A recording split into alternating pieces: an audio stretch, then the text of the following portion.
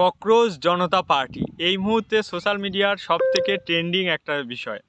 এই ককরোচ জনতা পার্টিটা কি, এটা জানতে হবে।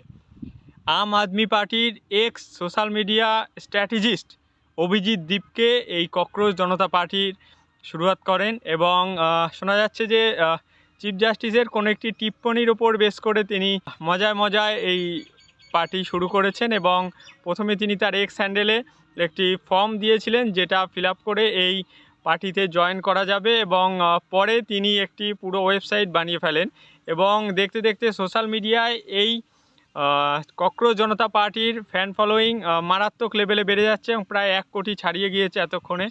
তো এই ককরোচ জনতা পার্টির বলা হচ্ছে তারা ইউথদের নিয়ে কাজ করতে চায়। তো এই নিয়ে আপনাদের কি মত? এই পার্টি কি পুরোপুরি আনবায়াসড, নাকি এর পিছনে অন্য কোনো রাজনৈতিক পার্টির সাপোর্ট আছে এবং কোনো উদ্দেশ্য প্রণীতভাবে এটাকে বানানো হয়েছে? অবশ্যই কমেন্ট করবেন।